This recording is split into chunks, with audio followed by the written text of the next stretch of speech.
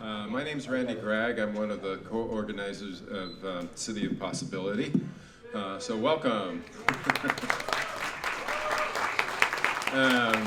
My colleague, William Smith, is somewhere in the crowd. Wave. He's been absolutely intrinsic to this whole effort. Yeah, and there's a whole bunch of people, which I'll talk about in a little bit.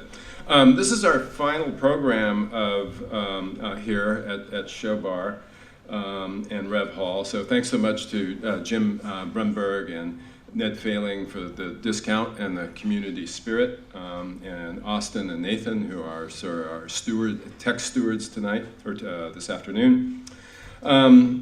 And that kind of similar goodwill really shaped this whole effort. I count about maybe 80 plus people who've contributed their time, much of it pro bono, to this endeavor. And that's ranged from student and community volunteers at gallery sitting to designers who regularly work on exhibitions for like the National Building Museum and the Academy Awards Museum, designing our graphics and our lighting system at J.K. Gill and the graphics that you've seen. And beyond the, and also I want to say nearly every exhibitor has pitched in from $100 to $5,000, and it was not pay to play to be part of the exhibition.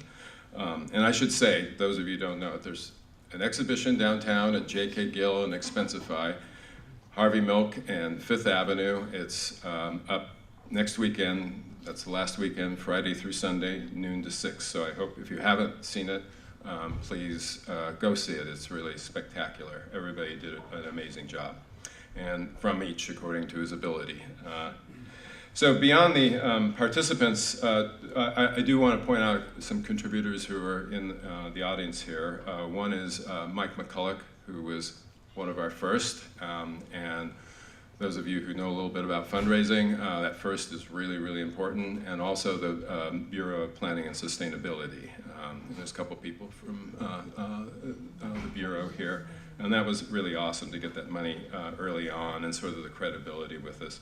Our largest contributors were the Van Everbailey Fund at OCF and the Oregon Business Council and the Governor's Task Force on downtown, and PBOT really came in a big way for this, so we really thank them. And finally, there are all of you. Most of these programs, a whole lot of people contributed. You know, it was a sliding scale. We didn't turn anybody away from the exhibition or any of these programs, and so many people kicked in a little more money, and that was really, really awesome. It really helped us out. We have one last ask, being the fundraiser of the crowd. We're doing a publication, and we got a wonderful challenge grant from someone who wishes to remain anonymous. We have received some we needed to match it 2-to-1, and Randy Miller, who's in the audience, contributed, and Liz Leach, and I'm forgetting there's one other person, but we're still a little short. So if you have some spare change, you can use our Zephy account or talk to me afterwards, and also on our website. But in the end, we did this entire exhibit and 12 programs for about a quarter of what it would have cost if everybody had been properly paid. So this is I'm telling you. I mean, I had fortune to work, curate exhibition at the Portland Art Museum, and I've done a lot of this for a long time, and so I know what a real budget looks like. This is not it. But it's kind of, it's really was an amazing, community effort. And I want to say, it was a design community effort.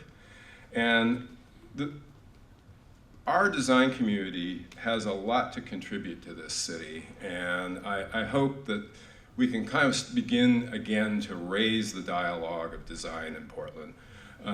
For the first 20 years I was here, it was front and center, and it really has kind of eroded. And there's lots of reasons for that I won't get into.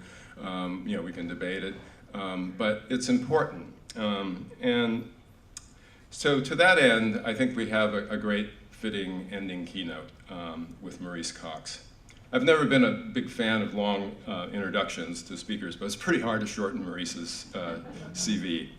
As a young, ambitious urban planner, he intently watched Portland reshape itself with light rail and urban plazas and waterfront redevelopment, streetcars, bicycle paths, ground floor retail. All of that, I know, was an influence on him.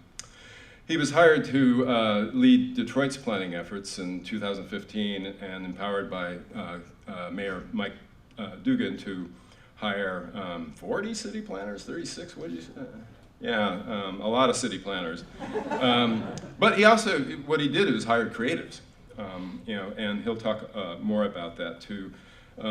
Do everything from create new public spaces to regenerate a long empty landmark in the Ford Motor Company. And he often led with artists and designers and fast-track contemporary projects that show how strategically aimed grassroots creativity can be the leading edge of urban economic recovery. In his professional life, he was, as I mentioned, Director of Planning and Development for Detroit in 2015 to 2019, and then he went on to be the Commissioner of Planning and Development for the City of Chicago between 2019 and 23 under Lori Lightfoot. He's been a mayor of Charlottesville, Virginia, and as design director for the National Endowment for the Arts under 2 presidents. He's been tenured faculty at University of Virginia and at Tulane University. And at the latter, he operated really at the intersection of design and civic engagement, pursuing projects for the rebuilding of New Orleans after Hurricane Katrina. He's been a long time steward, both director and steward of the Mayor's Institute of Design. Been a great consultant to many, many mayors and knows their world. Lastly, he just now has taken a post this year at the Harvard Graduate School of Design, where he's the Emma Bloomberg Professor of Urban Design and Planning, and he was telling us a little bit about that last night, where he's creating a whole kind of curriculum around mayoral initiatives there for Bloomberg with the Kennedy School and with the GSD. So it's really important work he's doing for cities. And what's the last thing? Oh, and inducted to the American Academy of Arts and Letters in 2023 for lifetime achievements in architecture. So it's really an honor to be able to introduce Maurice Cox. Please welcome him.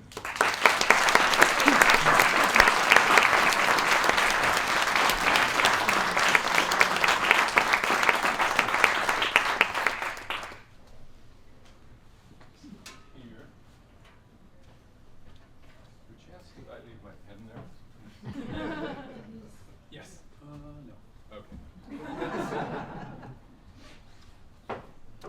So this table is, do you need me to stand here or can I move the table a little? Move it. I can move the table because I feel like I'm behind the speaker. Is that better? Better. We see you. Okay. The camera needs to move. I'm sorry to rearrange the furniture. Maybe a well-placed head. Okay. So, you had some slides that were supposed to move with your talking. Oh yeah, I forgot about that. This is the last program, man. I'm dragging myself to the finish line. There you go. So thank you, Randy. It's such a pleasure to be back in Portland. I must admit, I think for a city that I haven't lived in, this is one of the cities I've probably visited the most. So it feels so comfortable and welcoming. So thank you all for coming out in what has been an amazing program. I got a chance to see the exhibit, and it's just wonderful to see designers taking their place in the civic discourse of the city. And so it was a real treat to close this, or to begin the next chapter, right? So Randy asked me to talk about the work in Detroit, and very specifically, what Detroit learned from Portland. And as most of you who have followed, the built environment know that Portland was considered the place in the nation to come and understand where cities were going. And things have changed and evolved. Other cities have maybe leaped forward in that space of innovation. And Detroit, strangely enough, is one of those places that's a laboratory today for cities. But much like Detroit could never be counted down, I think Portland can't as well, because what you gave so many of us is kind of in the DNA of your city. So I actually first came to Portland and first took note of it in the 90s when I was a young mayor of a small university city, and the concept of urban growth boundaries that was popularized by Portland really caught my imagination because I had just been elected to city council, and the city was going through a process of considering reverting to a town for the sole reason of being able to annex all of those colors you see.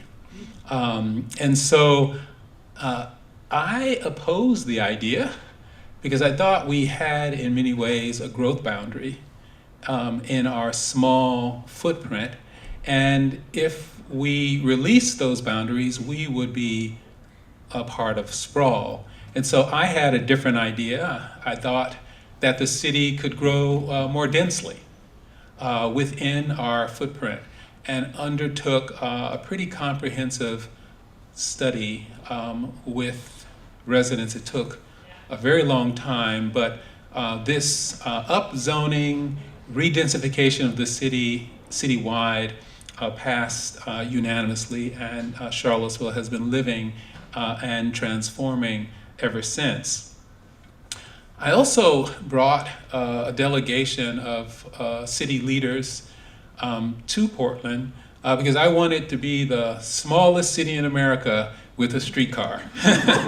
And the structure was there. We had a thriving downtown and a university that needed to be connected. So we came to Portland to study what streetcars can do to incentivize the development that we want. I also came, this was back in 2010, and this was at the invitation of your community. A group of activists were trying to really understand the implications of the crossing of the Columbia. And they wanted someone to come and speak to that issue. And I had fought a couple of highways in my day, and they thought I would have something to contribute. I actually think I got more out of it than they did, because in Detroit, later, the Gordie Howe International Bridge connecting Detroit to Canada was under consideration, and I was the director at that time, and had to negotiate not only the design process, but how they were going to treat the communities that where the bridge would land. An incredibly difficult negotiation, but the bridge is nearing completion. It'll be open in 2026, and I think it will be an iconic new crossing of the Detroit River. I also came at the invitation of others around your continual conversation about making great cities. And I remember this one in particular because one of the organizers was here. I think she was a professor, University of Oregon, Portland, that went on to teach in Oregon, and I think she is now the mayor of that city. And I remember very distinctly some of her posts. We were talking about design, activity, and political thought are indivisible. And I can't help but think she might have been inspired that an architect could be elected mayor. Other invitations at the Architecture Foundation of Oregon. This one was really important because I was starting to try to understand, how do you build neighborhoods that people want to live in? And I was in Detroit and trying to think about how you speak to the Motor City about walkable, pedestrian-oriented cities. And of course, Portland had the answer with the 20-minute neighborhood. And it was so strategic, so intuitive, that as I began using this term in Detroit, it caught on. Anyone, your neighbor could understand it, and most importantly, the mayor could understand it. And so Duggan became a big champion of the 20-minute neighborhood, and it caught press statewide, locally, that Detroit was remaking itself around pedestrians and cyclists.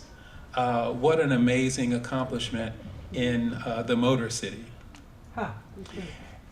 But Detroit has been experiencing, I think, a man-made disaster for over 70 years of severe and crippling population loss.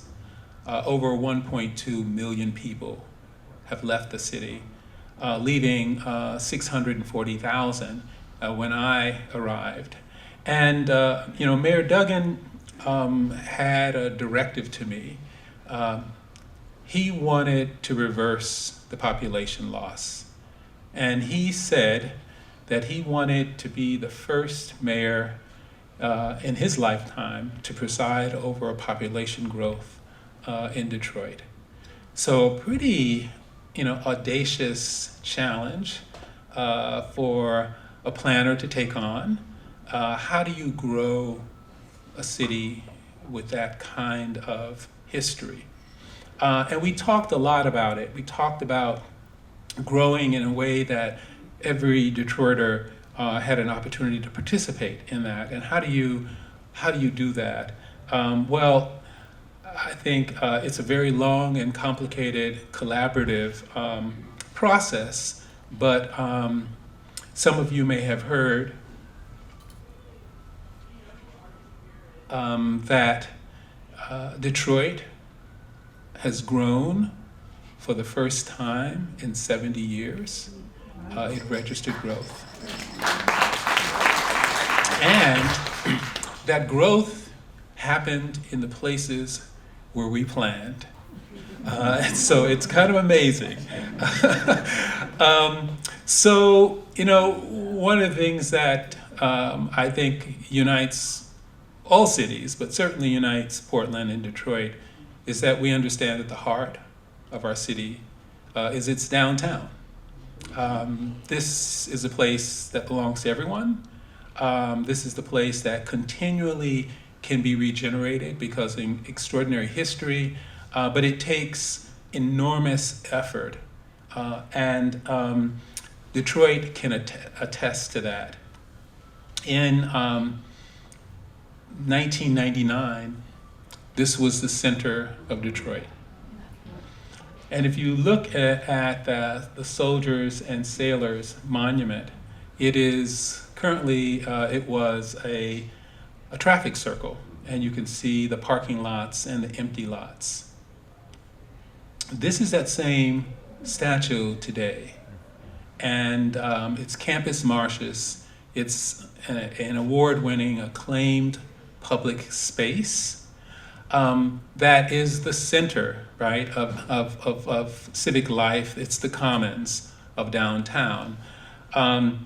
So when I got to Detroit, this was already done and already celebrated. The question was, how do you now take that to another level? How do you connect it to other great spaces? And we went about that process of creating new spaces from scratch, where parking lots once existed. So Beacon Park, which tries to anticipate urban form that will surround it one day, or refurbishing existing spaces with a beautiful collection of historic buildings, such as in Capitol Park. And these two spaces are just blocks away from each other. But there was also a question of how do you connect campus marshes to the Detroit River. And one of the spaces we created was a pretty wide median along Woodward Avenue, the Esplanade. So the first move was to connect campus marshes by foot to another quality space towards the river. The challenge is the space is directly in front of City Hall, just before you pass over Jefferson. Was an empty space, very little usage, but it was the terminus of the great Woodward axis that organizes the region. So I had an idea that it would make a beautiful urban plaza. And we advanced it on the premise that it would be temporary, that it would be tactical. We could always reopen it if we needed. And that space became quite celebrated, enjoyed. All it was really was paint on pavement, umbrellas, and some benches. But the community began to program the space. It was the People's Plaza. It had a representation, this map of the city and all of its neighborhoods. And interestingly, I was talking to Randy about the power of paint, and he reminded me that Portland's square was once tactically painted to convince city leaders that this could actually happen. So old ideas are new again. And so the idea was every year a new mural art work would be displayed in this plaza and continually have community members embrace it as theirs. And at a certain point, the city council said that this has to stop. That the street should be opened again, that you said it was going to be a temporary space. Now everybody loves it, and we think it should be over. So, can't tell you what it means to have thousands of people who've used the space when our elected leaders would dare consider reverting it back to a road. It had become really a part of the landscape of downtown. And this was one of the last actions that council took before I moved out. They decided in the end that they would give it a second life, and that they had actually voted it down, and everyone, the outrage and uproar was such that they came back and reversed their decision and not only put $800,000 to make it a permanent plaza. So this idea of using a tactical approach for really difficult transitions that a community is trying to make, Portland, you invented it.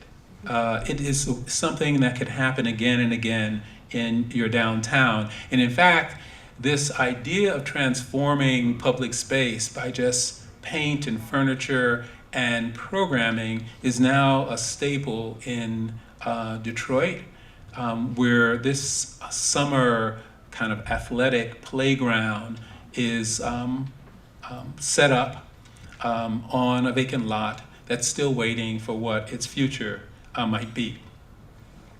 So the reason we were trying to create these stepping stones was to get people to Detroit's riverfront, which is an amazing asset. It's considered one of America's great riverfront parks, and it has come a very long way, and it belongs to everyone. And in just a matter of 10 years, they converted this derelict piece of land, industrial land, to what is a park and a wetland. So the beginnings of something transformational were already in place. My job was to extend it for 5.5 miles. And you have to understand, this is the only stretch in this region that is publicly accessible, bikeable, walkable, around. So people come from around the region to walk and bike along the river. The two spots, the white and the red, are the ones that I'd like to talk about. We began a public process of trying to imagine what that 5.5 mile stretch would look like. Very specifically, how do we reserve the most valuable land in our city for the residents of the Detroit and greater area? And to do that, we had to open up the process. And we had to enter into a conversation about how the city would grow, right? And here you have a 30-year vision co-authored with Skidmore, Owens, and Merrill. And the idea was to create a development framework made up of 6 20-minute neighborhoods, small neighborhoods. But as you can see, it's 20 million square feet of development potential here in a city that is slow to no growth. So is this just like, a fantasy of, a planning director trying to imagine the city growing at this rate? Not really. The main reason to project where and how the city would grow had to do with this. When I got to Detroit, all of those white parcels you see were reserved for private development. They were in the pipeline. And I was horrified that the best land facing the river was being taken over by private development. And so we had to do something to help people understand, if development weren't to happen there, where could it and should it happen? Now, understand that there's lots of land. There's lots of land on Detroit's East Riverfront. And yet, the development community wanted the best properties. And so what they understood was that this land had no value, and the only thing for them that had value was the waterfront. So they wanted to get as close as possible. And so working with the landscape architect, Michel Devine from Paris, we tried to recast that vacant land as a whole ecological system unto itself, a park building off of the piece of the park that had already been realized.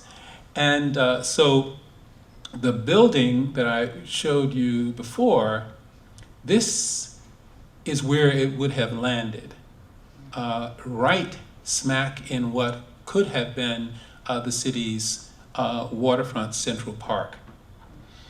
And with a recasting of that land as a riverfront park and a whole ecology unto itself, we were able to impress upon those who wanted to invest that the real value capture was being in front of this Central Park. And that not only could they develop there, but they could develop even more densely there. And that their properties would have increased value because of the creation of this new park. And this set of planning diagrams were celebrated. People said they couldn't believe that the riverfront was going to be given back to the people, that it wasn't going to be a near exclusive domain of high-end condominiums. And so the important issue here for me was reclaiming the most wonderful land for the public, adding value and showing the city how it could grow at the time in which investment might come. The other one was about the scale, the scale of development. How do you meet a riverfront park? Something that is a 1.5 mile long stretch. How many distinct types of neighborhoods could be created there? And once again, I look to Portland and the incredible Pearl District and Tanner Springs Park that was built before the development around it was built. So the value was created and the development followed, as well as in Jameson Square. So I saw these places. I could not believe that the park existed. And I remember when the envelope, the boundaries were being built. So this notion of putting the investment first in the public realm was one of the things I learned, or Detroit learned from Portland. And then, this is kind of what happened. You see the framework, you see the urban edge that's made, you see the type of landscape.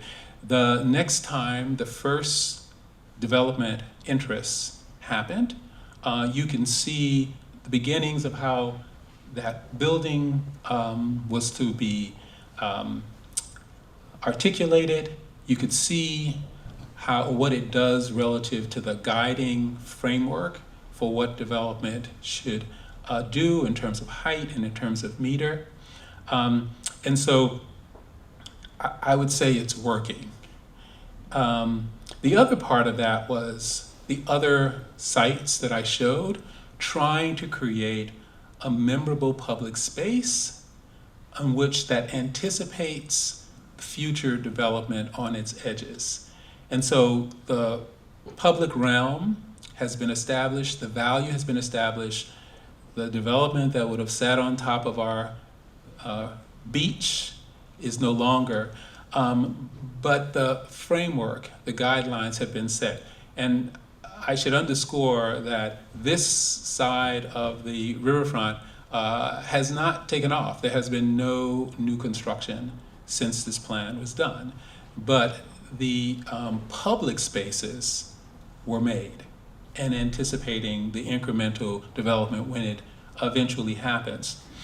The other part was, you create these world-class places on the river, and how do you get there on foot? How do you get there on bike? And the communities just north of the riverfront are primarily of lower income neighborhoods, and this is what they have to cross to get to the world-class riverfront.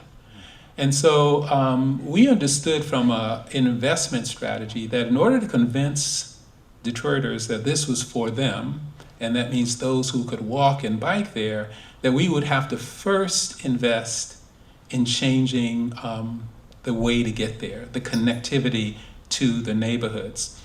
And so 4 months after the plan was finished, the city took what was a 9-lane surface highway and reduced it to 5 lanes and put on-street parking and painted bike lanes.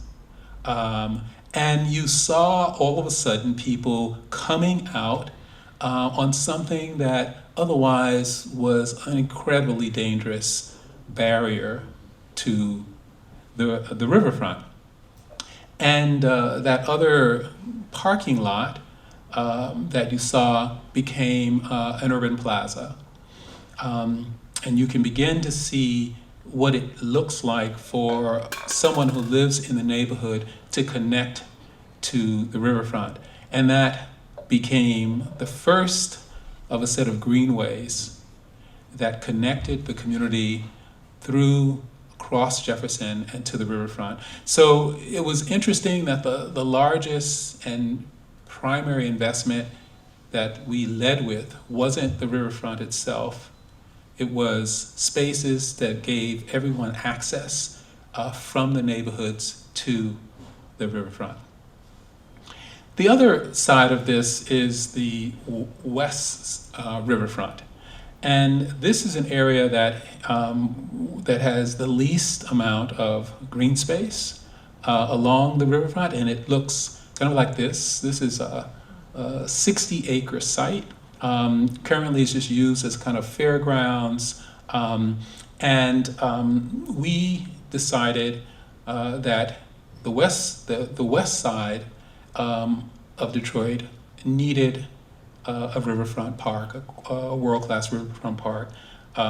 In this case, we did a full process, an international competition, and you're looking at the winning entry by Michael van Valkenburg and David Ajay to create an extraordinary park with a swimming cove and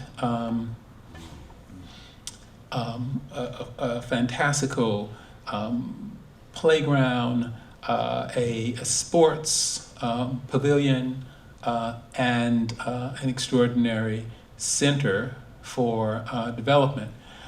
It is nearing completion as we speak, and it's you know, I could give a whole talk on this, but I just want to talk about what it means to have this level of design excellence in a community that is not accustomed to this level of public access to park space. But there's also another reason. We anticipated that public park could generate future development activity along its edges. And that has, in fact, this side has taken off. And one of the towers has already been built, and the second hotel is being built. So the value that the park has created, just the anticipation of it, has already changed the development equation for that part of the riverfront. You can see that green series of spaces that's going off on the left, and that is the beginning of another greenway system. This time, it's a greenway that coexists with a railroad that connects the riverfront to Michigan Central Station. And this is the beginning of what is a 27-mile greenway that encircles the city. This is the Southwest Greenway. And you can see it before and after. The grass is still growing. But the idea of giving this side of Detroit access to the river through this passage is a first. There is a similar passage called the DeQuinder Cut on the east. So this was really an effort to try to connect all of Detroit to its riverfront. So the question, you know, what can Portland learn from Detroit? There's a lot you've taught us. I hope that Detroit can teach Portland a thing or two about planning and design. And that the real work, the real soul of this city and of Detroit is in its neighborhoods. And so as much as we've focused on the heart. We know that people live in the soul of the city, and it needed tending to. As I went out and talked to people, people lived in neighborhoods, and they were very, very proud of those neighborhoods, and they wanted to see them be made whole again. And in order to do that, we had to engage in hundreds and hundreds of meetings, trying to understand why people stayed, the incredible resiliency that people have, the memories. But being that we were going to serve the entire city, I had to make a case for a lot of planners to engage residents. And I thought it would be helpful just to let you know. I mean, the mayor didn't just say go out and hire 40 planners. He said make the business case for how and why we can afford to hire this many planners. So I inherited 6 planners for a city of 640,000. And I basically said that there were a number of transformational projects that were in the pipeline in Detroit. Most, if not all of them, were downtown.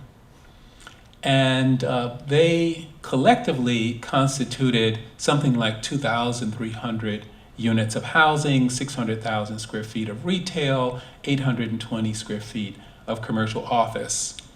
So we were able to run scenarios that showed that we would generate $12 million in incremental physical impact if we were able to accelerate the delivery of those projects. So I proposed a project management model where a group of cross-disciplinary professionals would manage those projects. And the projections showed that it would have a fiscal impact of over $25 million. And so with that, the mayor allocated $2.5 million from some restructuring funds for a 2-year pilot to see if planners could really add value. And so I went on a hiring spree. I hired 36 planners in 24 months. They were architects, landscape architects, urban designers, city planners, historic preservationists. I specifically did not hire only from one discipline. The fact that they had this cross of disciplines was so important. So we went from one planner per 23 square miles to one planner for every 4 square miles. And we opened up an office of zoning innovation. We opened up an office of yes. The only thing they said was yes. Whenever someone came, yes, we can do that. And we organized them specifically in teams. And so this was really interesting because Detroit had just evolved into a district council representation. And what we did was cluster those districts into 3 regions. And each region was assigned a team that would work exclusively with those city councilors in those and residents of those neighborhoods. And it wasn't just planners. We had people in housing, we had people in jobs and economic development. So you would have, when you show up at a meeting, someone who knew about jobs, someone who knew about housing, someone who knew about planning, and they stayed put for the life of that project. And they are still together today. And this structure, this was remapping the city, because for the first time, planning was happening not just in the 7.2 square miles of downtown, it was happening all across the city. and that we were starting to do less transactional work, just responding to things that came in the door, and more proactive work of actually planning with communities. And so the goal is to get us right to that sweet spot of the center. And it fundamentally changed the way the city functioned. And so now the map looks like this.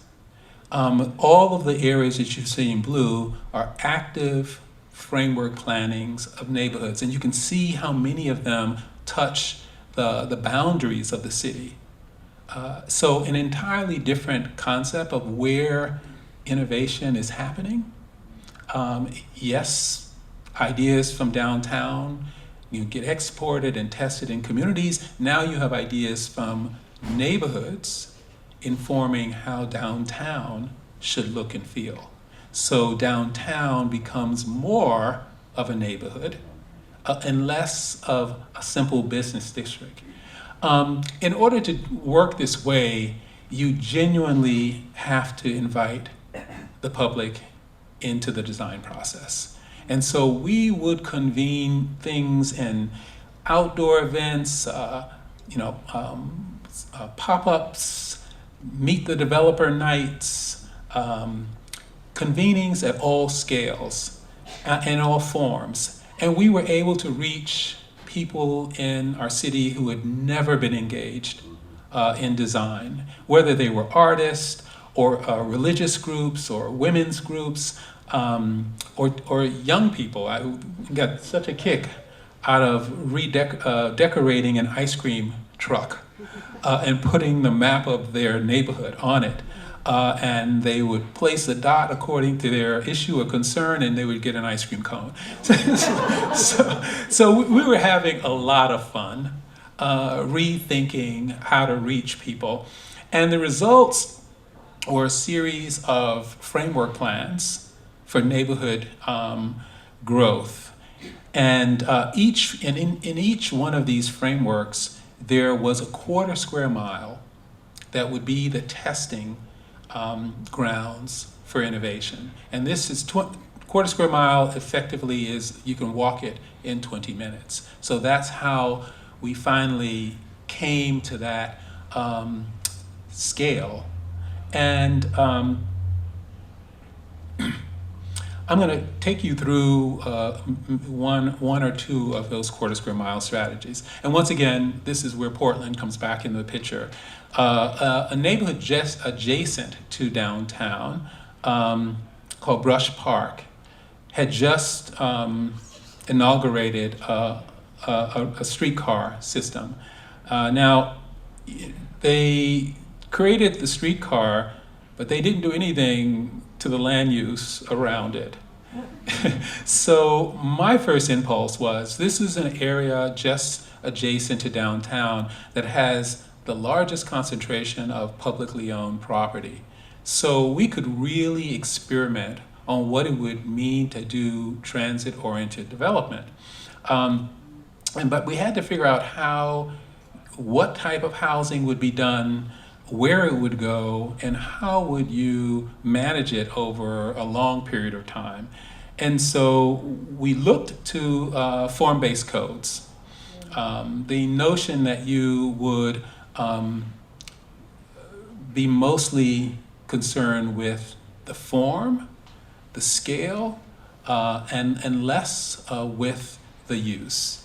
And we in particular were interested in this missing middle, buildings at 2 to 6 stories. And this in part was a response to what I was seeing, which was every project was being negotiated. The zoning was up for grabs, and the developer could ask for certain things, and we would negotiate. And it would produce things like this, like block-long buildings with double-loaded corridors. And this just breaks my heart. And so you don't know what you're getting when you negotiate, because the zoning code looks like this. And I don't know if you could read the numbers, but this is page 515 of the zoning code. And so we wanted to try, what if we could simplify the zoning code that would produce a neighborhood that looks like this, that was made up of multiple typologies, multiple scales, could be executed incrementally. And so we brought in a group, UTEAL, out of Boston, to work with us to create a zoning code that looks like this. The page you see there on the right, that tells you everything you need to know about a multi-family 6-story building.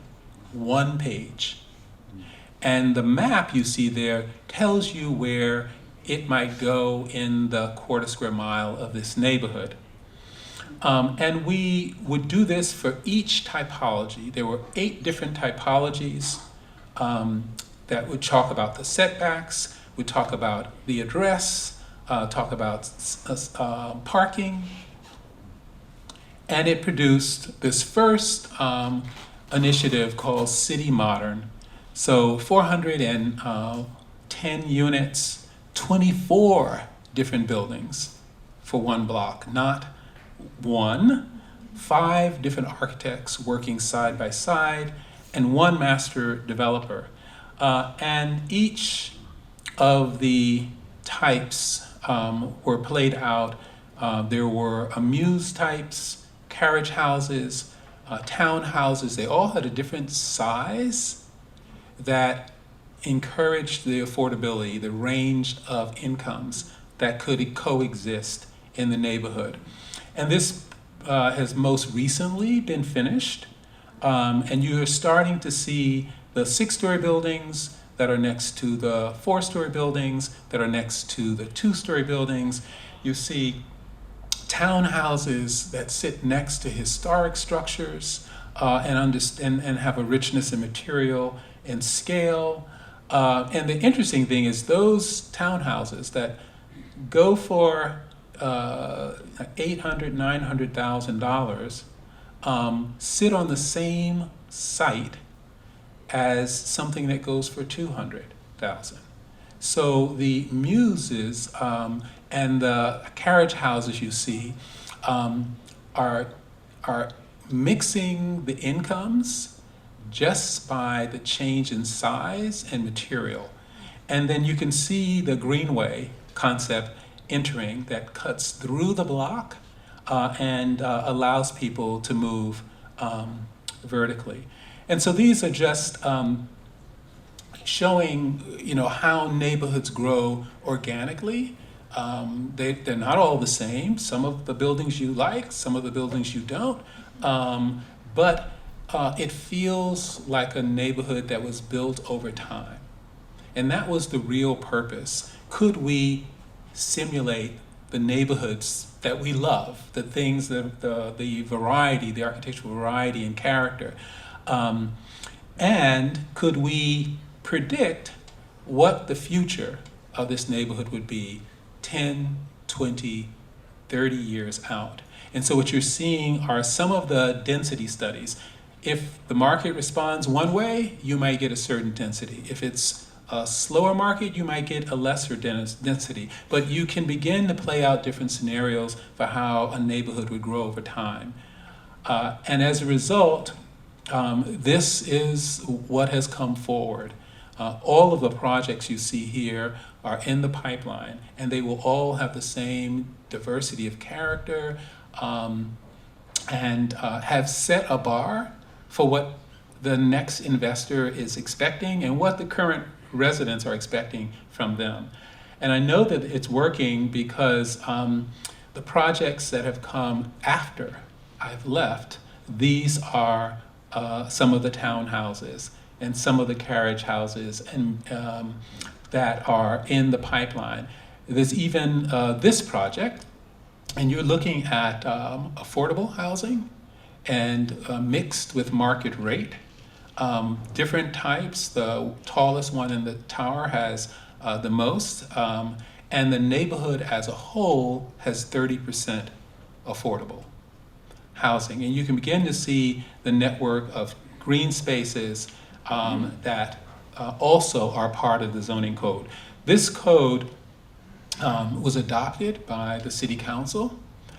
They were so impressed with it that they are now trying to create a form-based code for the entire city. And once again, the projects you're seeing are what has come out of the incredible predictability and yet flexibility of the form-based code. I want to switch to bikes. So Detroit is an extraordinary bike capital. And I did not know this, but largely due to the fact that they were amongst the first cities in America to have paved roads, they also had a great bike culture that is over 100 years old. And so I was trying to find how could we use biking and greenways as an alternative for how people get around in the Motor City. And by the way, 35% of Detroiters don't own a car. So the reality is that this very likely would be the most equitable form of transportation that Detroit could offer residents. This kind of existing kind of abandoned right-of-way, rail right-of-way, was called the Inner Circle Greenway, and this was mostly kind of hipsters had found it. And it was going nowhere until we renamed it after Joe Louis, a hero of Detroit. So you're seeing a kind of cultural tagging that made people all of a sudden take note of this amazing asset. And so we launched a multi-year process to design what is going to be a 27-mile greenway around the city, unifying 25 different neighborhoods.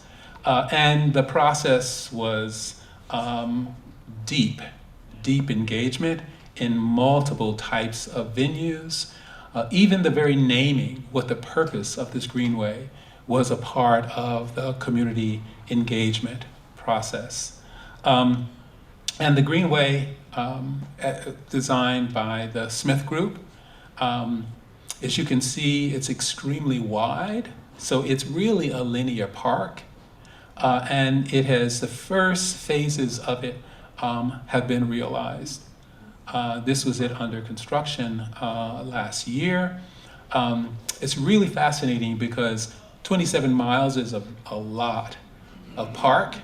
And so the different segments of the park will be designed by different landscape architects. So the vegetation changes, the character changes over the course of its length.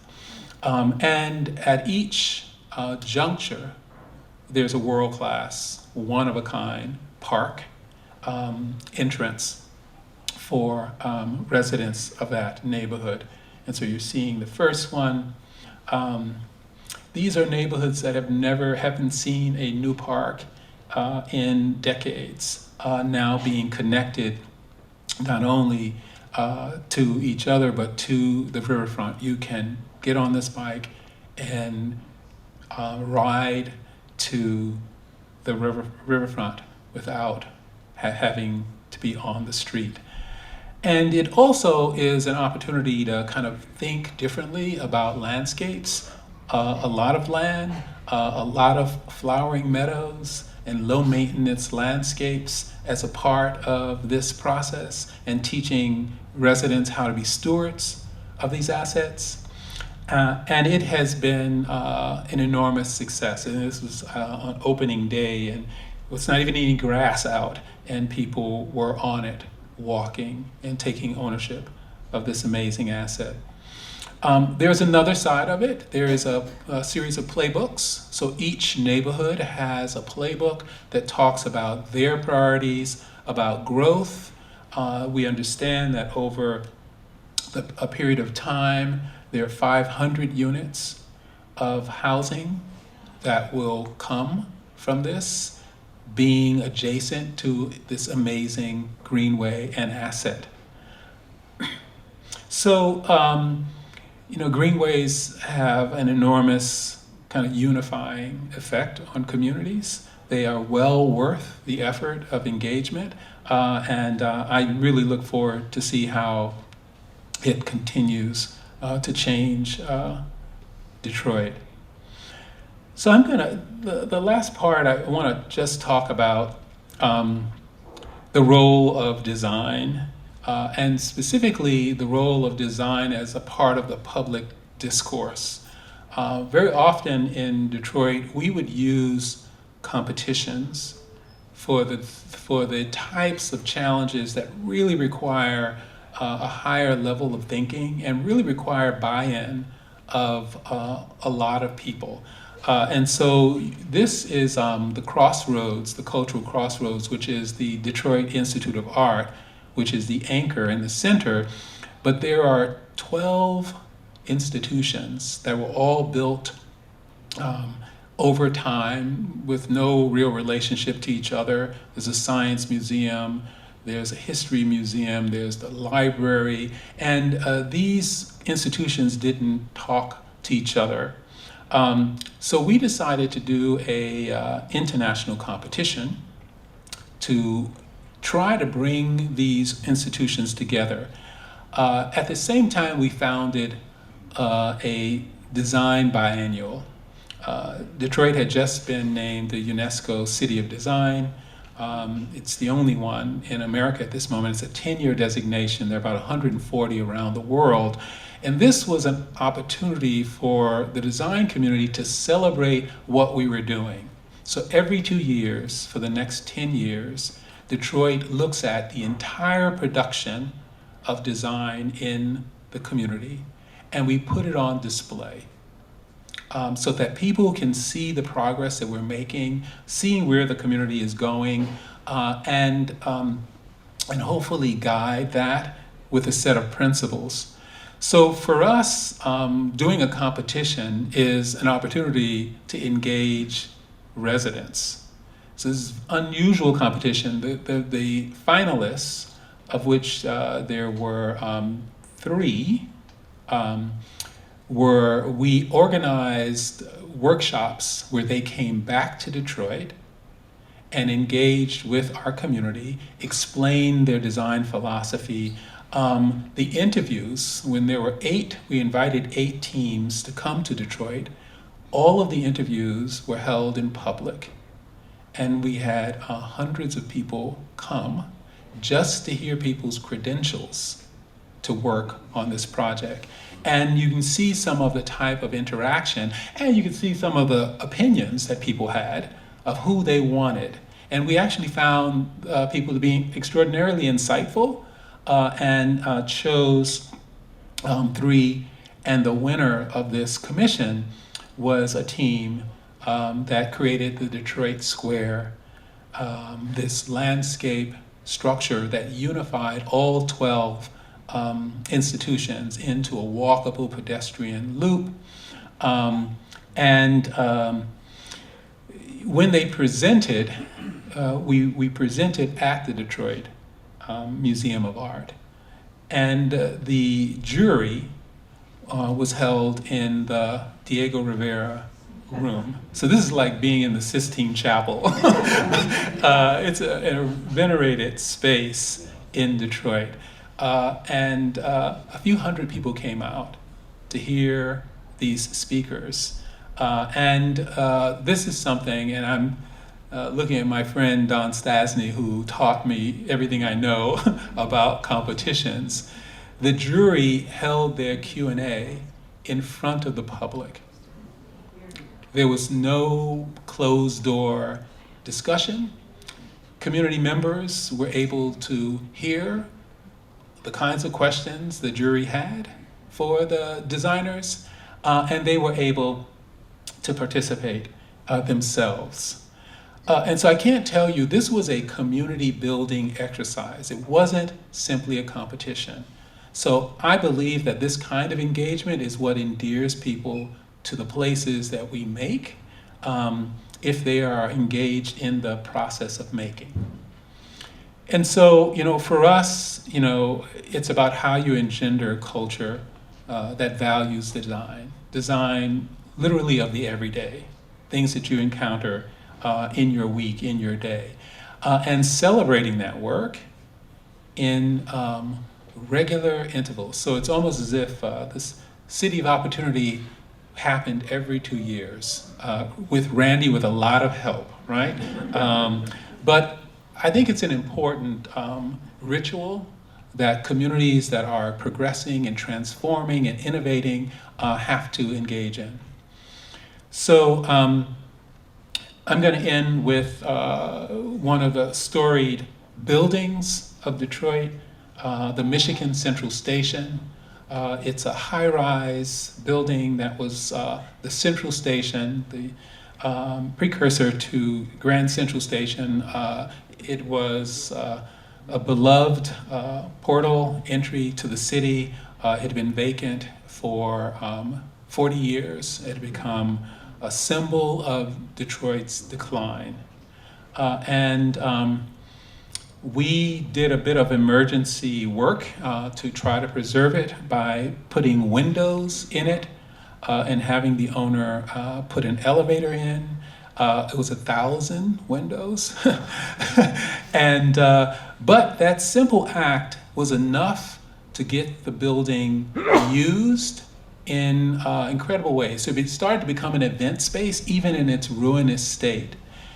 One of those meetings, the chairman of Ford Motor Company came, and it was, a really incredible building, and he was looking for a way to bring his innovation and mobility group back to Detroit, and fell in love with this building, and announced to the mayor that Ford Motor was going to buy the building and bring 5,000 of their employees, their design and research employees, to live in Corktown, an authentic, one of the oldest neighborhoods of Detroit.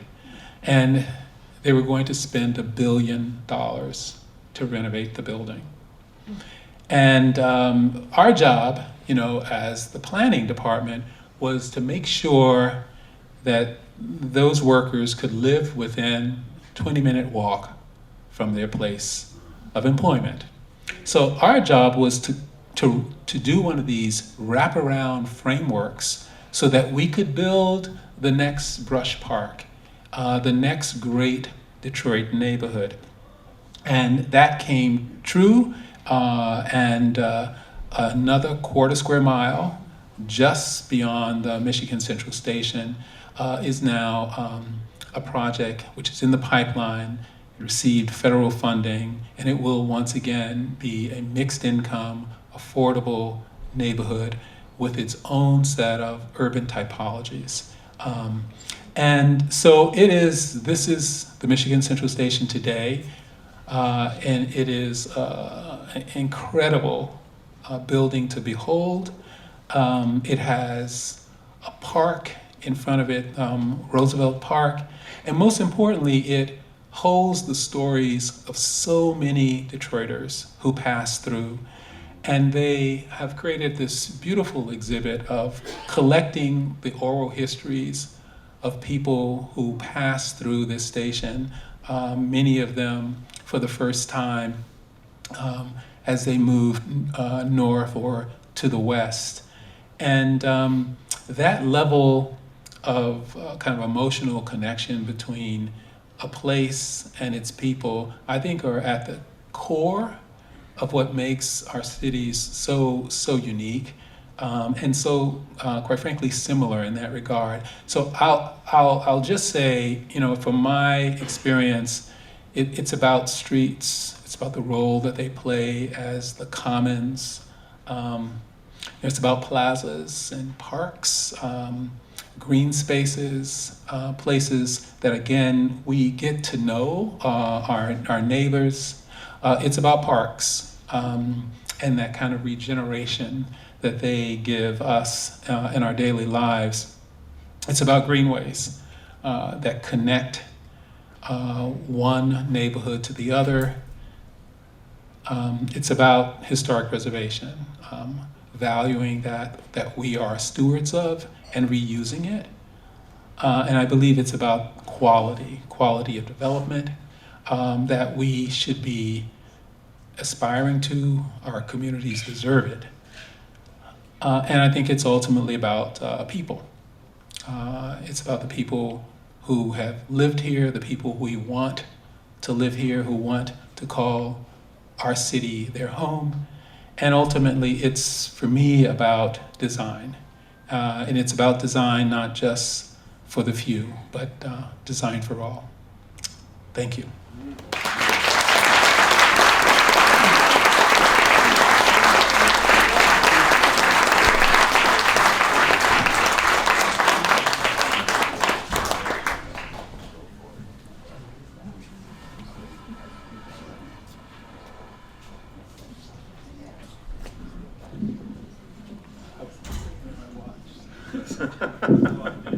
No, you're fine.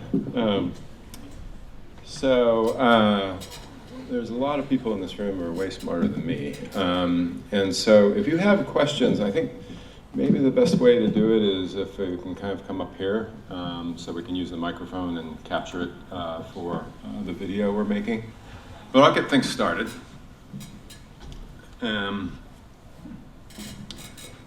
Thank you.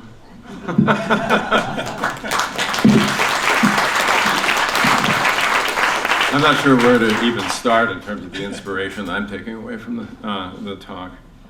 I want to maybe start with a couple of things that weren't in the talk. Mm-hmm. I'm curious about the role of higher ed in the revitalization. Yeah. I know there's, design groups that are part of the university system there, and what role have they played? Yeah. Well, you can't tell the story of Midtown Detroit without talking about Wayne State University that has thousands of students that have fueled the kind of local economy and resurgence. And so, but universities tend to operate a little bit autonomously. Many of them have their own regulatory and zoning allocations, so they are not the easiest group to leverage. They have enormous potential to anchor communities. But I have seen few that have taken on the neighborhoods in which they reside. It's just the reality. I mean, there are lots of universities that expand to benefit their constituents, but it's a rare university that takes on the neighborhood and to the benefit of people who live there. I will say that in Northwest Detroit, one of the neighborhoods that I could have talked about is the Fitzgerald neighborhood, and between 6 Mile and 8 Mile, and it has the University of Detroit Mercy there on one end, and it has it had Mary Grove College on the other. And the quarter square mile that we identified in that particular neighborhood sits right between the two. So, just to make my point, we had talked about creating a transformational streetscape. We had talked about bringing a Whole Foods grocery store that would anchor the corner of the university in 6 Mile. We had a developer who had an agreement We were clearly wanted to make sure that it would be well designed and be an asset for that community. And the board shut it down. Their board of directors shut it down. So this is why, I mean, I'd love to be optimistic about what they can do, but I also know that they are incredibly conservative in their outlook about how much responsibility they have to the community versus their students and faculty. So that's just one example. Now the other side is Marygrove College, which during the time I was director, went under, lost its charter as a four-year college. And fortunately, the Kresge Foundation stepped in and said they wanted to look at what this place could be. They went in thinking they could rescue it, and then it turned out they could not. What came out of that process was an entirely new concept of what a campus could be. It's a gorgeous historic campus. They reinvented themselves from a cradle to career campus, from 0 to 20. They built an early childhood learning center, which is an award-winning piece of architecture by Marlon Blackwell. Then they did a public school, K-12, and then 2 years of college with a guarantee of transfer to the University of Michigan, all on one campus. It's a beautiful intervention, and I will tell you, the have that 04 in close proximity to the Fitzgerald neighborhood has driven the growth of young families to this neighborhood that otherwise would have never come there.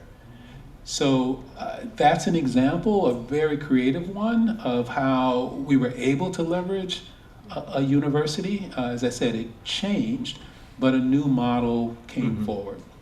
What about pedagogically? I mean, there's the Detroit Collaborative Design Center. There's the universities play a kind of practical role in any of this. And, yeah.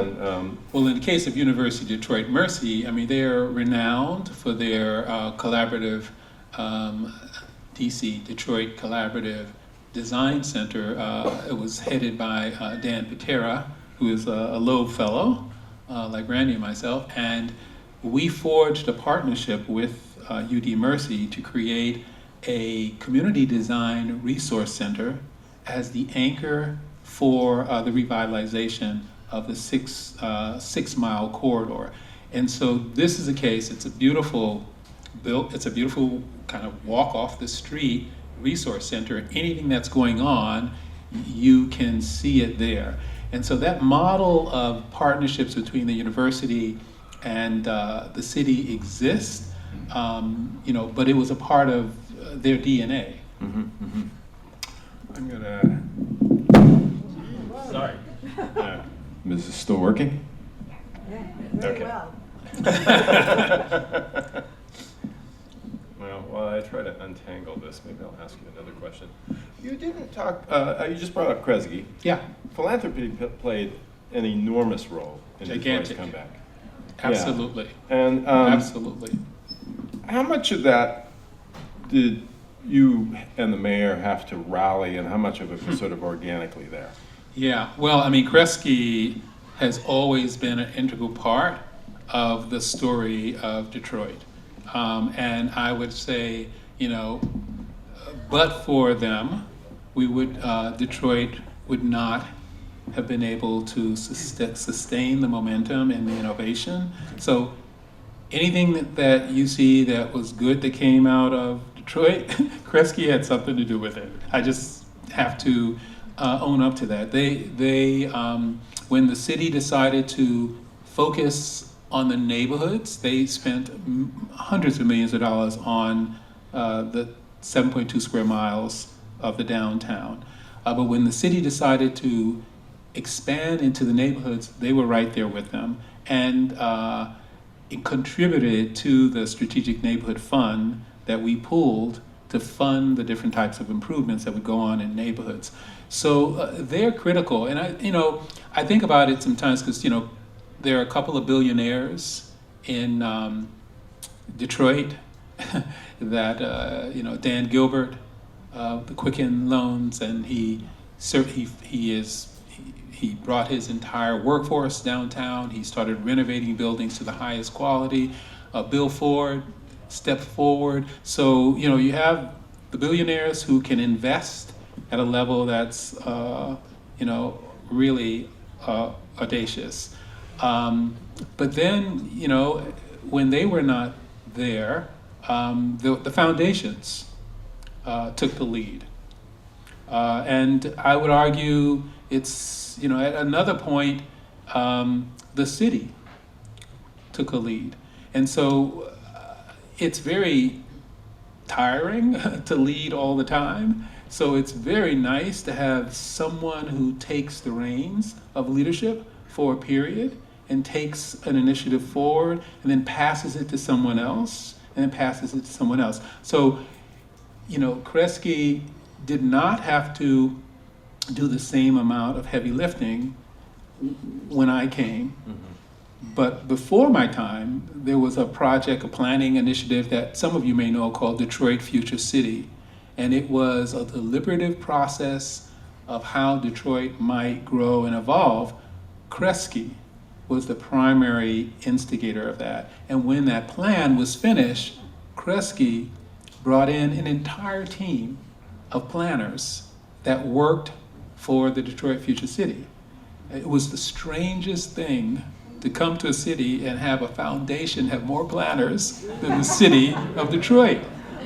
And yet, that's what they needed to do at the time. And then as I built my team, all of a sudden, the power and the authority shifted to its rightful place.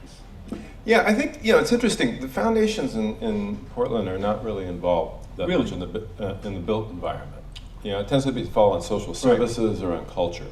Yes, and I think that is probably the norm. I mean, Kresge is unusual because their project, even though they're a national foundation, is the city of Detroit.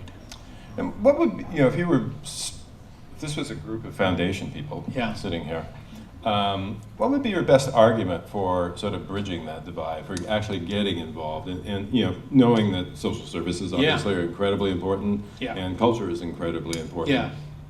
Well, obviously, you have to graph your priorities onto the things that they care about. If they care about the capacity of small nonprofits, then that has to be one with your cause. If they care about economic mobility, then that has to be your cause. If they care about public health, then that has to be your cause. The working drawings for the Joe Louis Greenway was paid for by a foundation, $2 million to do the working drawings.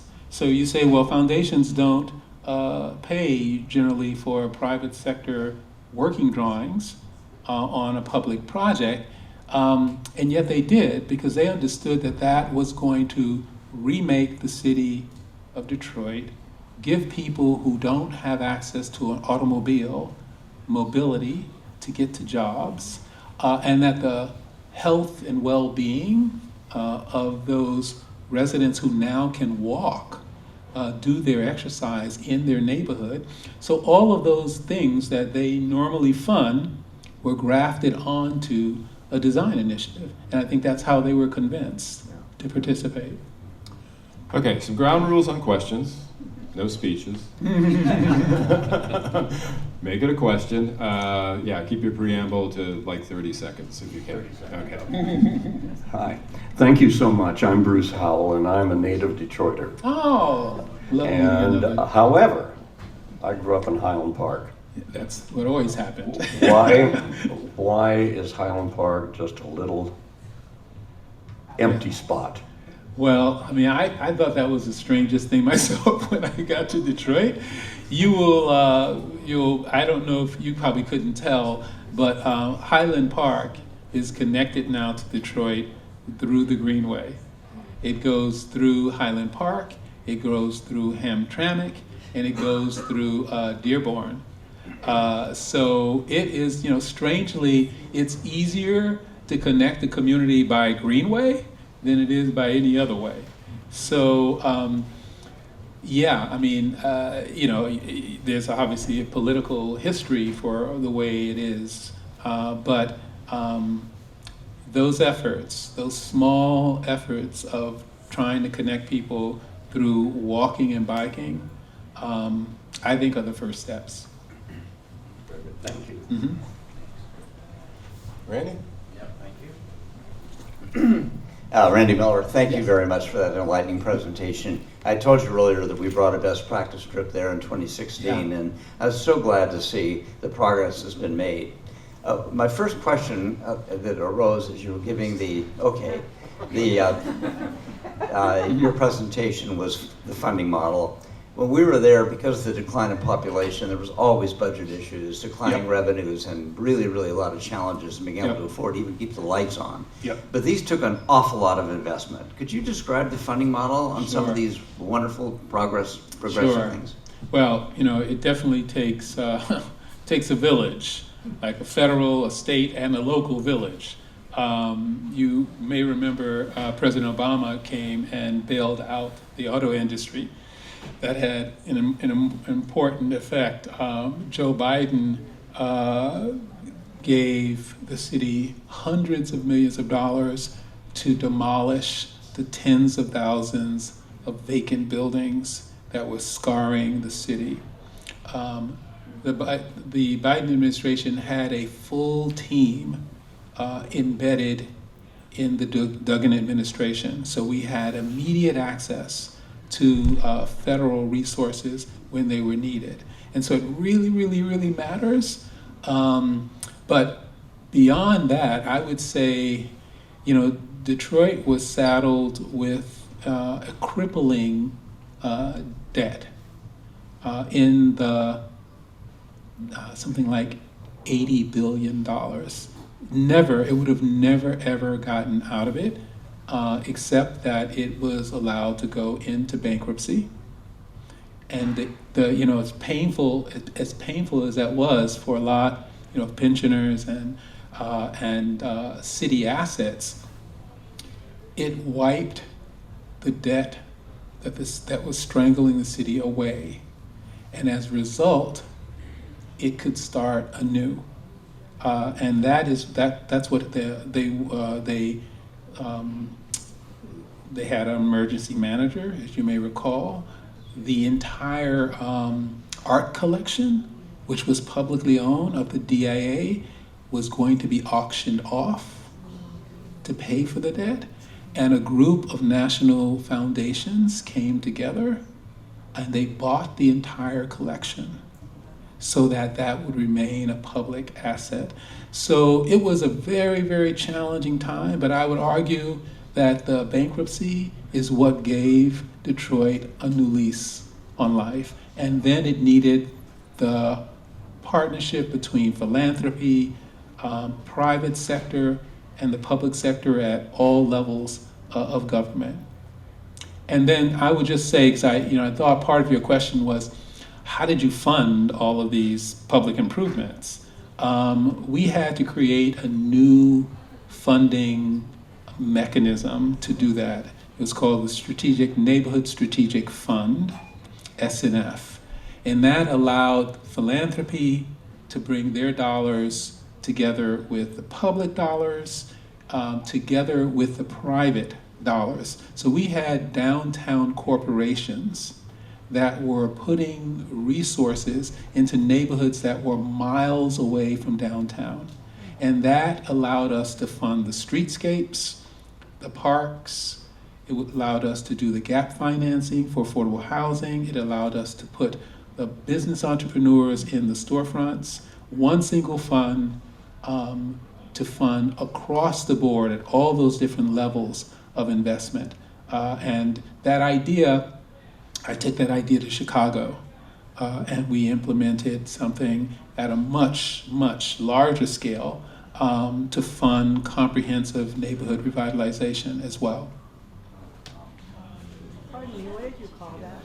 It's called the Strategic Neighborhood Fund, Detroit's Strategic Neighborhood Fund. And it really was an innovation in how to fund comprehensive neighborhood development. And we did a similar thing in Detroit. The city did bonds, have corporations trust their dollars to a fund, and foundations like Kresge contributed to that fund as well. And it continues to this day. It grows as the number of neighborhoods grow.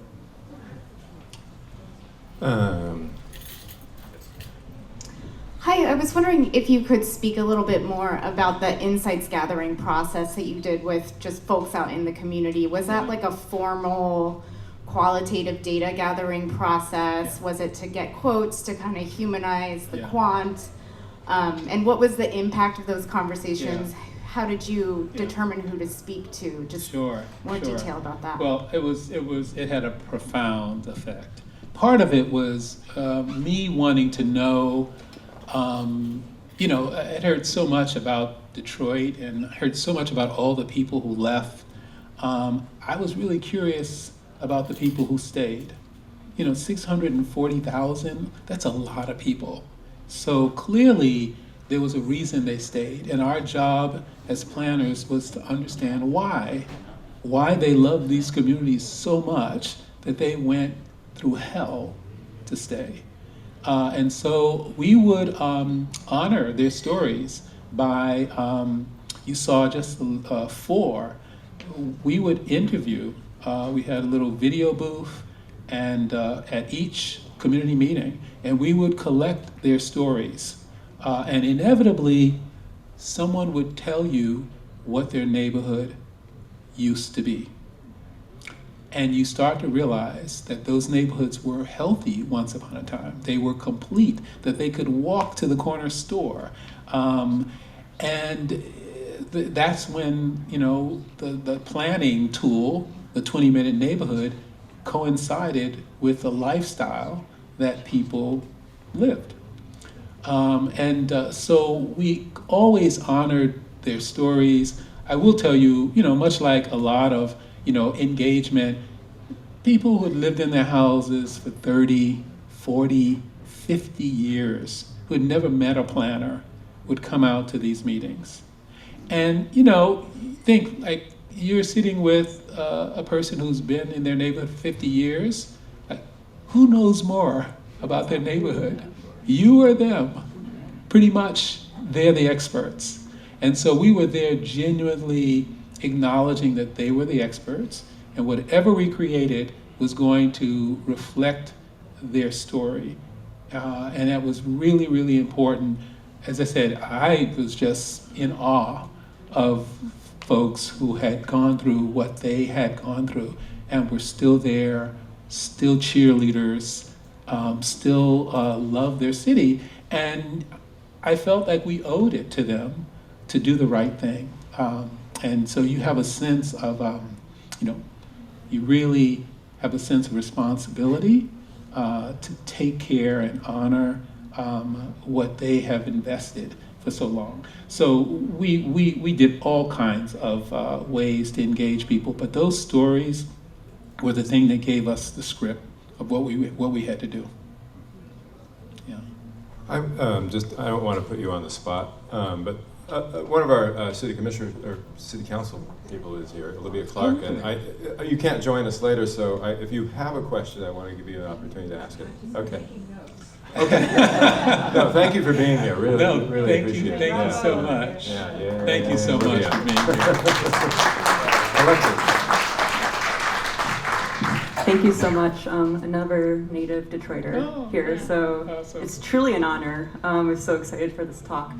I was hoping you could talk a little bit about something you mentioned at the beginning of your presentation, which was urban growth boundaries, and obviously alluding to the fact that Portland has some very physical ones and some more jurisdictional ones.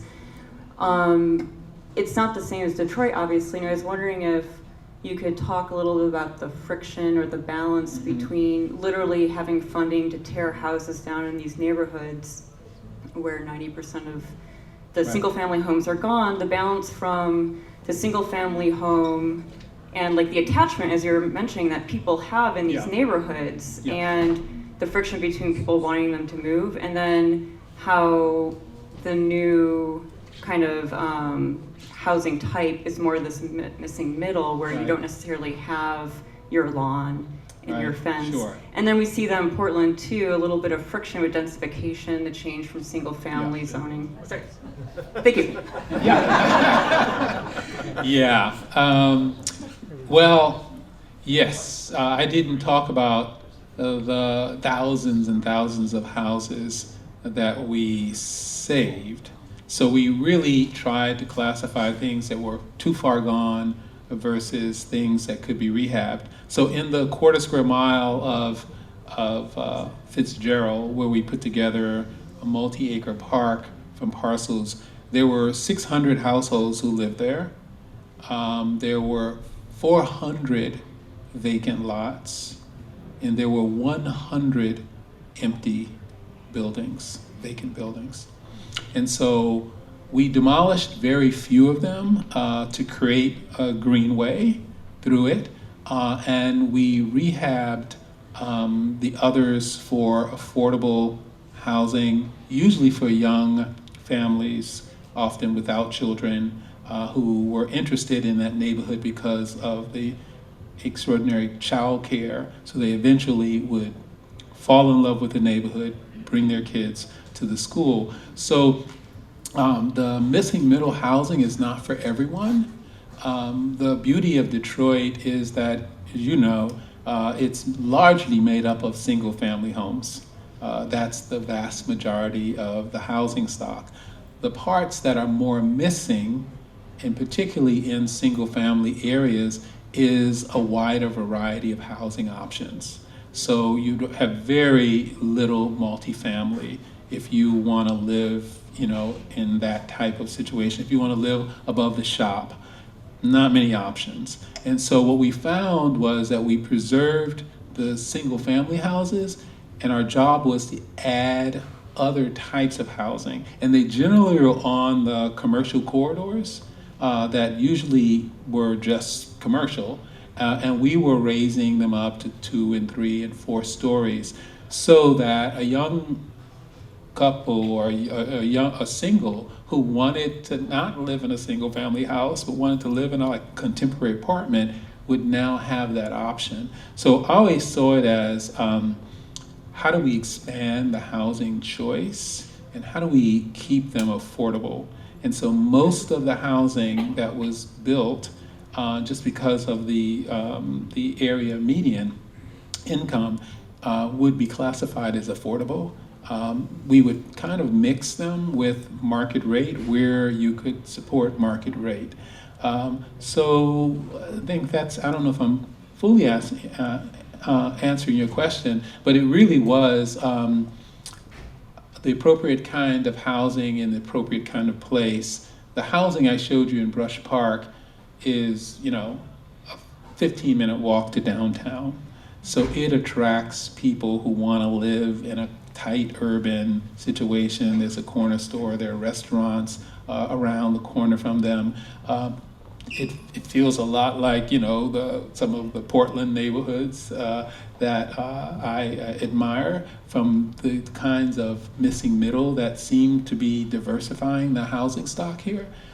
You all do that very well, and I think it makes interesting neighborhoods more interesting because of the kinds of different people and the kinds of the range of incomes that it often attracts. So it genuinely provides a socioeconomic mixing that many of our single-family neighborhoods don't always do. So, thank you. Maurice, I want to ask you a question about the design process on a lot of the housing. Yeah. It seemed you were kind of using a kind of incentive-based approach as opposed to a regulatory approach. Right. And one of the things that's interesting, I mean, we're in a housing crisis here, Yeah. affordability crisis, and everybody's hair is on fire about it, those who have hair. And one of the seemingly first solutions is to do away with design review.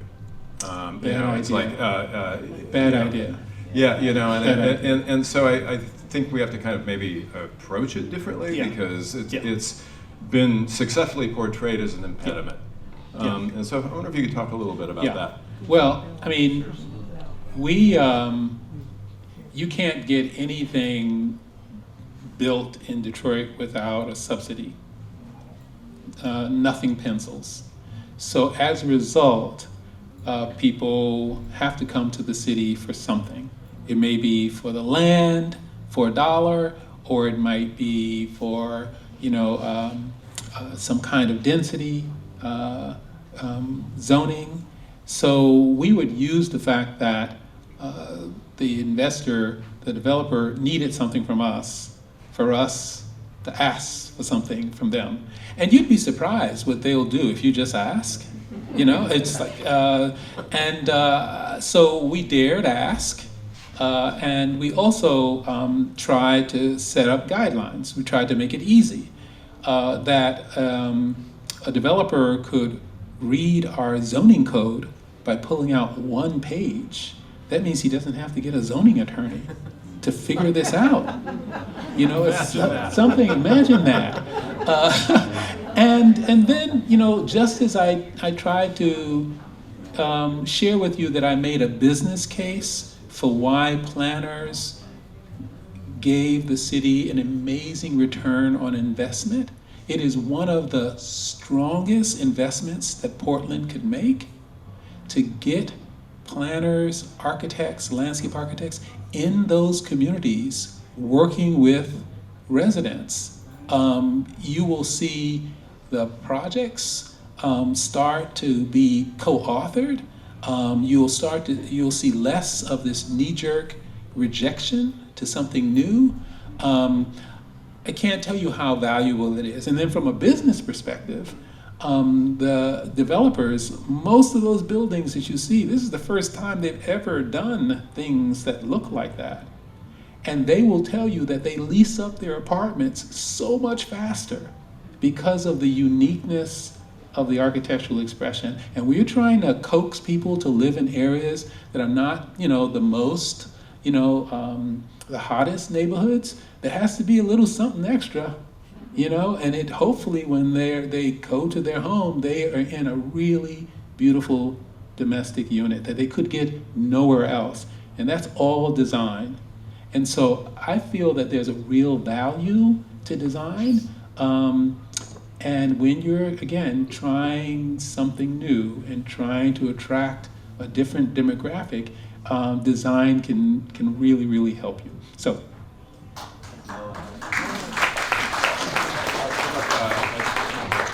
Feedback problems if you. Oh, got it.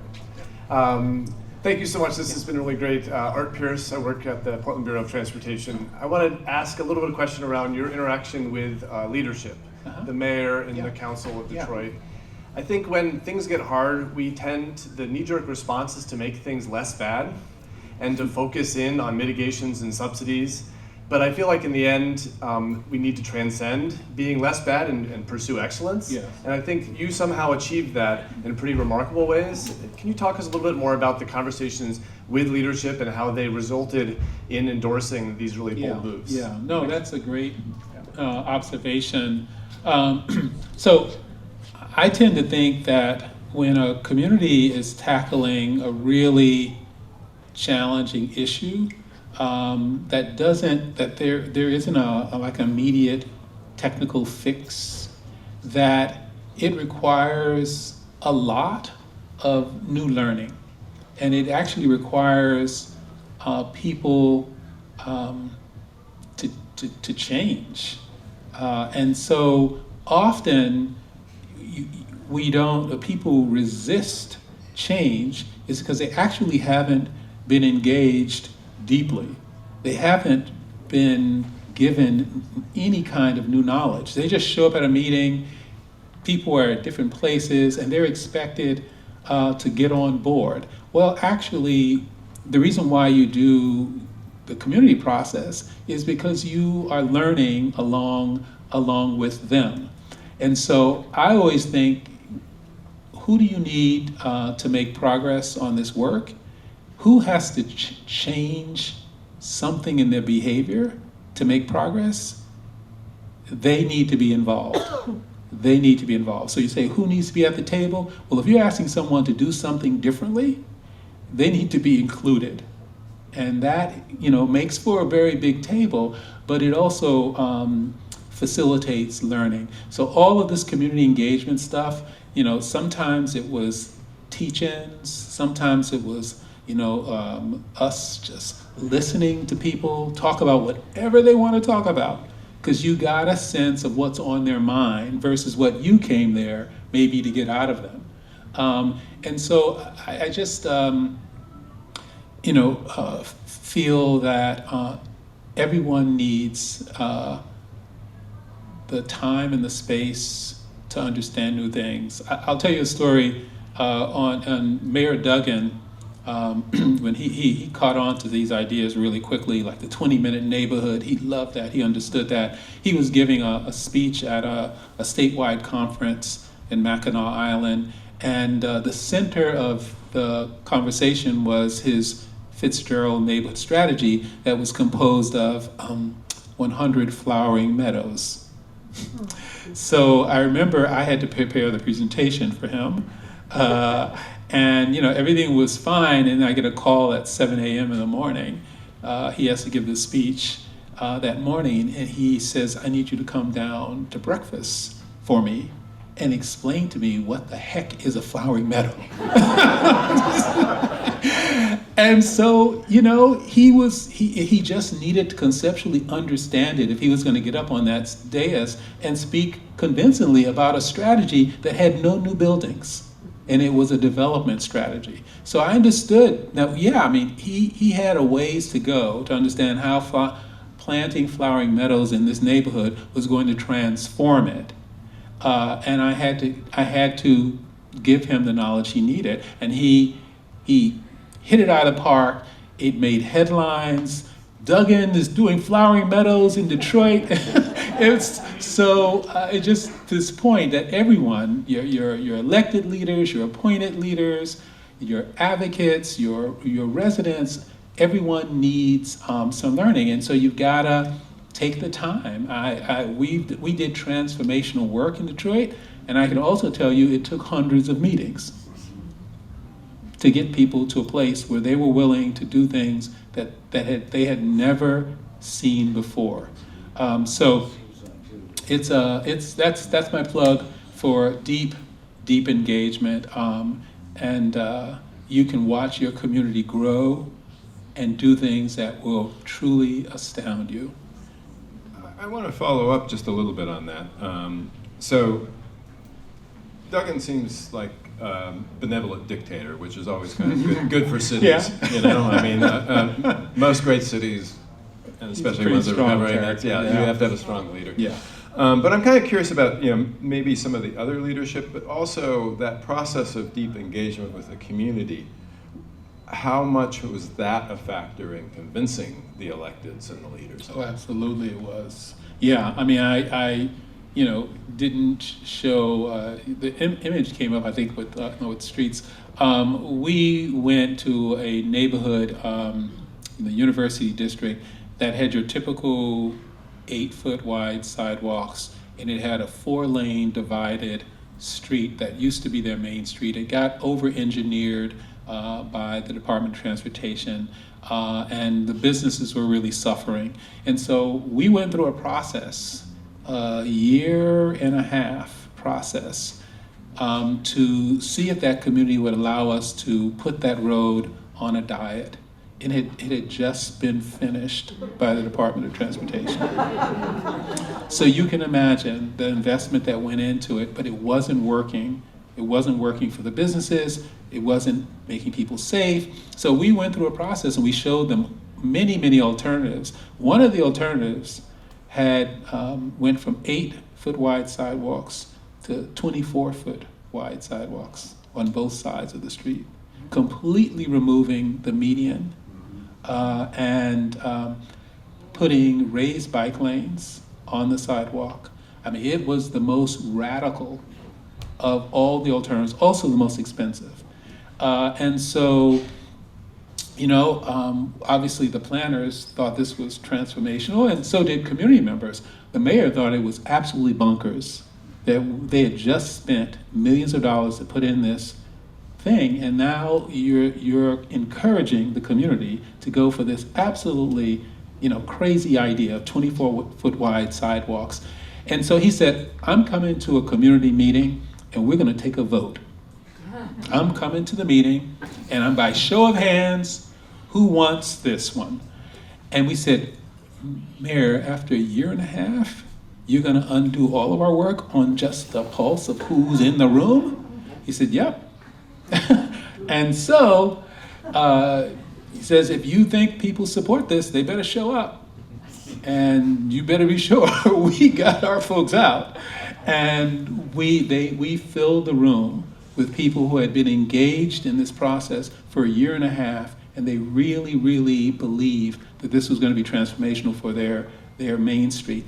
And we got the votes. It was almost unanimous. And now that street is it's the second most frequented commercial street in all of Detroit. Hi there, my name is Xavier. I'm hoping you can speak to public safety. It's kind of my perception that right now in Portland, safety and homelessness is everyone's number one concern. Yeah. To the point that it's even hard to have conversations about design. So I'm kind of a two-tiered question. Yeah. One, how did safety impact your plans? And then two, how would you go about having a conversation with the populace that's so concerned about it? Yeah. And it's a very, very legitimate concern. And I think, at the core of what you're saying is that design has to do like more than one thing at a time. It has to do multiple things. It can change people's perception of safety.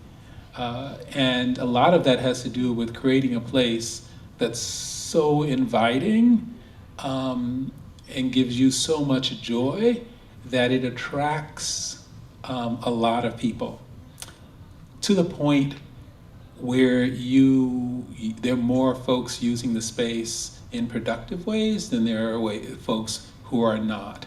And so sometimes the presence of people who are homeless is so strong because there's no one else using that space. It is largely barren, and so it feels really, really aggressive. So we found that the more beautiful the space, the more variety of people that it attracts. And so, there was a park in a very tough neighborhood. I'm still talking about this Fitzgerald neighborhood, where we created a 2.5 acre park out of 26 vacant lots that were brought together. And we programmed the heck out of that space. Community members were given little grants to have graduation parties and birthday parties, and they formed different types of, athletic teams. They had night activity. And so we actually measured people's perception of that neighborhood based on the usage of the park. And the stats were incredible. People felt safe at night at the park. People from other neighborhoods were coming to visit this park in this low-income neighborhood. I remember a community member said, I cannot believe people from other neighborhoods are coming to our neighborhood at night.